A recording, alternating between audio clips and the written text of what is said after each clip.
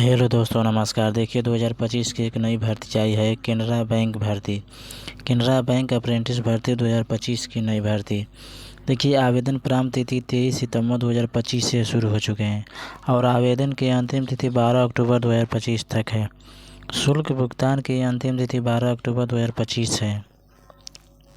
आवेदन शुल्क देखिए, समान EWS ABC OBC के लिए 500 रुपये, SC ST के लिए 0 रुपये, PH दिव्यांग के लिए 0 रुपये। अभ्यर्थियों को अपना परीक्षा शुल्क डेबिट, क्रेडिट, अन्य UPI के माध्यम से देना होगा। केनरा बैंक अप्रेंटिस अधिसूचना 2025 आयु सीमा आपकी 1 सितंबर 2025 से काउंट किया जाएगा। उसके बीच में अगर आपकी न्यूनतम आयु 20 वर्ष और अधिकतम 28 वर्ष है तो केनरा बैंक अप्रेंटिस भर्ती नियमों के अनुसार आय में आपको छूट भी दी जाएगी। केनरा बैंक अप्रेंटिस 2025 रिक्त विवरण। कुल पद 3500 है। पोस्ट का नाम है शिक्षु। सामान्य के लिए 1534, EWS के लिए 337, अन्य पिछड़ा वर्ग के लिए 845, अनुसूचित जाति के लिए 557, अनुसूचित जनजाति के लिए 227। केनरा बैंक अप्रेंटिस भर्ती 2025 शैक्षणिक योग्यता। देखिए इस भर्ती के लिए क्या योग्यता आपकी रहने वाली है। किसी भी मान्यता प्राप्त विश्वविद्यालय संस्थान से किसी भी स्ट्रीम में स्नातक डिग्री रखने वाले उम्मीदवार इस भर्ती के लिए पात्र होंगे। देखिए जो भी विद्यार्थी इसको भरना चाहते हैं केनरा बैंक अप्रेंटिस भर्ती को, उनको ग्रेजुएशन होना ज़रूरी है। अगर आप ग्रेजुएशन कर चुके हैं तो यह भर्ती भर सकते हैं। केनरा बैंक अप्रेंटिस भर्ती आप ऑनलाइन कैसे करें। केनरा बैंक .bank.in.government.com पर जाना है और अपना ऑनलाइन आवेदन करना है। केनरा बैंक अप्रेंटिस भर्ती चयन तरीका देखिए, अंकों के आधार पर आपकी मेरिट सूची बनेगी। उसके बाद DB और स्थानीय भाषा का परीक्षा होगा। उसके बाद चिकित्सा परीक्षण होगा, आपका इंटरव्यू होगा। उसके बाद आपका फाइनल सिलेक्शन होगा। ऑनलाइन आवेदन देखिए शुरू हो चुका है। और चलिए अधिसूचना पढ़ते इसमें क्या किसके लिए कितने कैटेगरी बांटा है। देखिए Canara bank apprentice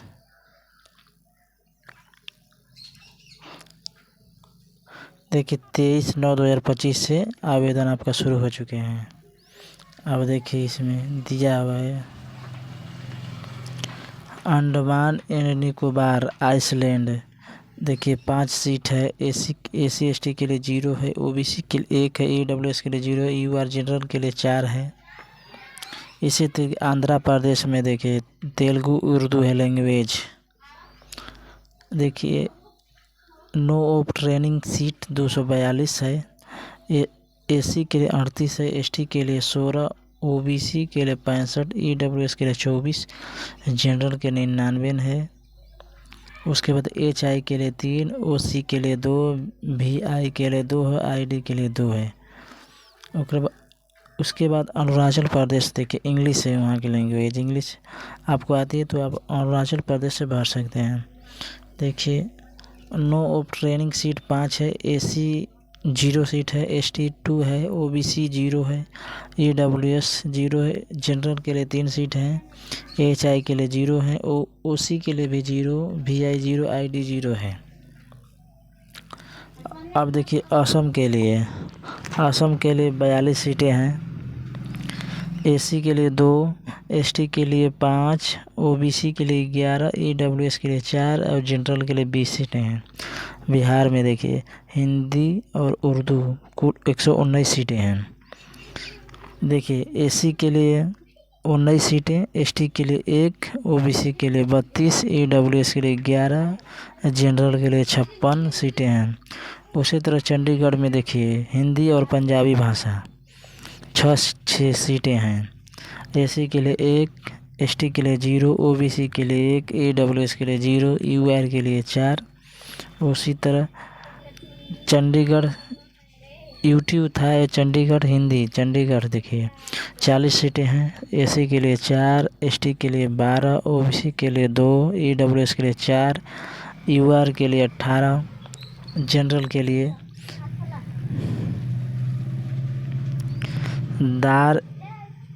Dadra and Nagar Haveli, Daman and Diu Gujarati. देखिए 2 सीटें हैं, इसमें 2 सीटें हैं। देखिए एसी के लिए 0, एसटी के लिए भी 0, ओबीसी के लिए भी 0, ईडब्ल्यूएस के लिए सिर्फ जनरल के लिए 2 हैं। दिल्ली देखिए हिंदी 94 सीटें हैं, एसी में 14, एसटी में 7 है, ओबीसी में 25, ईडब्ल्यूएस में 9, जनरल में 39 सीटें हैं। उसी तरह गोवा में देखिए कोनकानी, गोवा में कौन लैंग्वेज कोनकानी है। अगर आपको आती है तो गोवा से भी भर सकते हैं। सबसे पहले आप लैंग्वेज देख लीजिए किस राज्य के लिए क्या लैंग्वेज है, उसके अनुसार आप भरिए। अगर आप बिहार से हैं तो अगर बिहार में हिंदी लैंग्वेज है तब हिंदी से भर सकते हैं। इसीलिए सबसे पहले आपको ऑनलाइन भरने से पहले आपको देखना ज़रूरी है किस राज्य में क्या लैंग्वेज चलती है। चलिए गोवा के बताते हैं। गोवा में 26 पोस्टें हैं। एसी में 0 है, एसटी में 3 है और ओबीसी में 4 है, ईडब्ल्यूएस में 2 है और जनरल में 17 पोस्टें हैं। तो गुजरात देखिए, गुजराती में गुजराती भाषा अगर आपको आती है तो गुजरात से भर सकते हैं। 87 पोस्ट हैं। एसी में 6, एसटी में 13 है, ओबीसी में 23 है, ईडब्ल्यूएस में 8 है और जनरल में 37 पोस्ट हैं। उसी तरह से हरियाणा में हिंदी और पंजाबी दोनों लैंग्वेज है, उसमें 111 पोस्ट हैं। एसी में 21 पोस्ट हैं और एसटी में 0 हैं।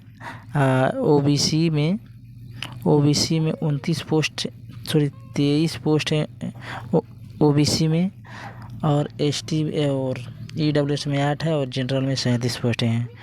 इसी तरह से देखिए हरियाणा में हिंदी और पंजाबी चलती है, 111 पोस्टें हैं और हिमाचल प्रदेश में 23 पोस्टें हिंदी हिमाचल प्रदेश में चलती है, 23 पोस्टें हैं और जम्मू एंड कश्मीर में उर्दू और हिंदी दोनों है, 16 पोस्टें हैं।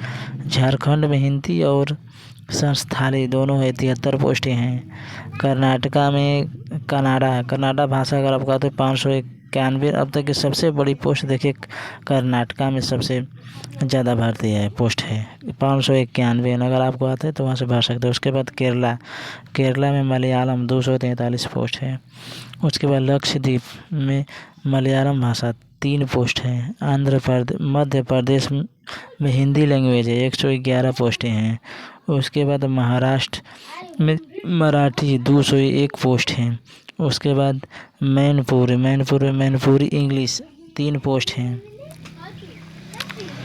उसके बाद मेघालय में इंग्लिश अगर आपको आती है उसमें 6 पोस्ट हैं। मिजोरम में मिजो 2 पोस्ट हैं। नागालैंड में इंग्लिश 3 पोस्ट हैं। उड़ीसा में देखिए 105 पोस्ट हैं। उड़ीसा में उड़ीसा भाषा है। देखिए पौंडीचेरी में तमिल भाषा बोली जाती है, 4 पोस्ट हैं और पंजाब में पंजाबी हिंदी दोनों बोली जाती है, 97 पोस्ट हैं। राजस्थान में हिंदी बोली जाती है, 95 पोस्ट हैं। सिक्किम में नेपाली इंग्लिश बोली जाती है, 4 पोस्ट हैं। तमिलनाडु में तमिल बोली जाती है, 394 पोस्ट है। तेलंगाना में तेलुगु उर्दू बोली जाती है, 132 पोस्ट हैं। त्रिपुरा बंगाली और कोरबुर्ग 7 पोस्ट हैं। उत्तर प्रदेश में हिंदी और उर्दू 410 पोस्ट हैं, सबसे बड़ी पोस्ट है उत्तर प्रदेश में। अगर आप वहाँ से भरना चाहते हैं तो भर सकते हैं। उत्तराखंड में हिंदी है, 48 पोस्ट है। वेस्ट बंगाल में 100 बंगाली नेपाली 150 पोस्ट हैं। टोटल पोस्ट 3500 हैं। जब वो कैटेगरी बाई कैटेगरी है।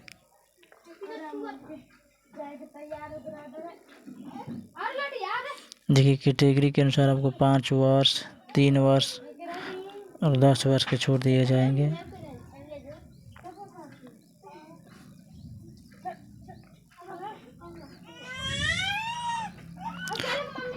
तो दोस्तों बस इतना ही था। चलिए नेक्स्ट वीडियो मिलते हैं, तब तक के लिए धन्यवाद। अगर ये आपको अच्छी लगी तो प्लीज़ चैनल को लाइक और सब्सक्राइब कर दीजिए।